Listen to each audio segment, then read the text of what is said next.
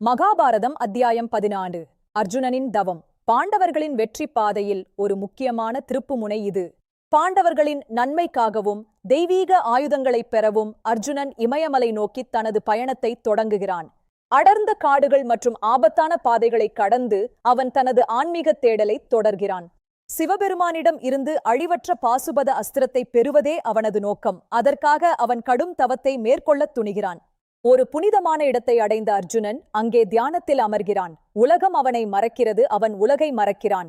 கண்களை மூடி மனதை ஒருமுகப்படுத்தி அவன் ஓம் நமச்சிவாய என்னும் மந்திரத்தை உச்சரிக்கத் தொடங்கினான். நாட்கள் வாரங்களாகவும் வாரங்கள் மாதங்களாகவும் மாறின. அர்ஜுனனின் தவம் அக்னி பிழம்பாக மாறியது. பனி கொட்டியது, காற்று வீசியது. ஆனால் அர்ஜுனன் தனது தவத்திலிருந்து ஒரு அணுவளவும் அசையவில்லை. அவனது தவத்தின் சாந்தம் அந்த காட்டு விலங்குகளையும் அமைதிப்படுத்தியது. காடே ஒரு புனித தலமாக மாறியது. அர்ஜுனனின் தவத்தின் வெப்பம் தேவர்களை கூட நடுங்க வைத்தது. அவர்கள் இந்திரனிடம் முறையிட்டனர். இந்திரன் ஒரு முதியவர் உருவில் வந்து அர்ஜுனனின் உறுதியை சோதித்தார். ஆனால் அர்ஜுனன் அசையவில்லை. தனது தந்தையையே அடையாளம் காணாத அளவிற்கு அவன் சிவபெருமானின் நினைவிலேயே மூழ்கியிருந்தான். இறுதியாக சிவபெருமான் தானே நேரில் சென்று அர்ஜுனனை சோதிக்க திருவுள்ளம் கொண்டார். ஈசன் ஒரு வேடன் உருவம் எடுத்தார். அன்னை பார்வதியும் ஒரு வேடுவச்சியாக அவருடன் இணைந்தார். அவர்கள் இருவரும் அர்ஜுனன் தவம் செய்யும் காட்டிற்குள் வேட்டையாடுவது போல நுழைந்தனர். அப்போது மோகன் என்ற அசுரன் ஒரு காட்டுப்பன்றி உருவில் அர்ஜுனனை தாக்க வந்தான். அர்ஜுனனும் அந்த வேடனும் ஒரே நேரத்தில் அம்புகளை எய்தனர். பன்றி வீழ்ந்தது. வேட்டையாடியது யார் என்ற வாக்குவாதம் இருவருக்கும் இடையே மூண்டது. அது ஒரு பெரும் சவாலாக மாறியது. தனது வீரத்தின் மீது கர்வம் கொண்டிருந்த அர்ஜுனன் அந்த வேடனை போருக்கு அழைத்தான். அம்புகள் மழையாக பொழிந்தன. ஆனால் அந்த வேடன் அர்ஜுனனின் அனைத்து தாக்குதல்களையும் எளிதாக முறியடித்தார்.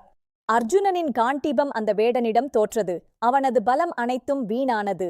வந்திருப்பது சாதாரண வேடன் அல்ல என்பதை அர்ஜுனன் உணர்ந்தான். அவன் சிவபெருமானை சரணடைய தீர்மானித்தான். ஒரு மண் லிங்கத்தை உருவாக்கி அதற்கு பூக்களைச் சூட்டி மனமுருக வழிபட்டான். அவன் லிங்கத்திற்குச் சூட்டிய மலர்கள் அந்த வேடனின் தலையில் இருப்பதைக் கண்டு அர்ஜுனன் திகைத்தான். வந்திருப்பது பரம்பொருளே என்று உணர்ந்த அர்ஜுனன் அவனது பாதங்களில் விழுந்து மன்னிப்பு கேட்டான். சிவபெருமான் தனது நிஜ உருவில் காட்சியளித்தார். இமயமலையே அந்த ஒளியில் ஜொலித்தது. உனது பக்தியையும் வில் வித்தையையும் கண்டு நான் மகிழ்ந்தேன் என்று ஈசன் கூறினார். அர்ஜுனனுக்கு மிகவும் வலிமையான பாசுபத அஸ்திரத்தை வரமாக வழங்கினார் சிவபெருமான்.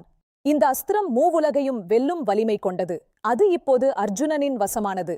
கடமையை முடித்த அர்ஜுனன் கம்பீரமாக திரும்பினான். அடுத்த அத்தியாயத்தில் பாண்டவர்களின் அடுத்த நகர்வை காண்போம்.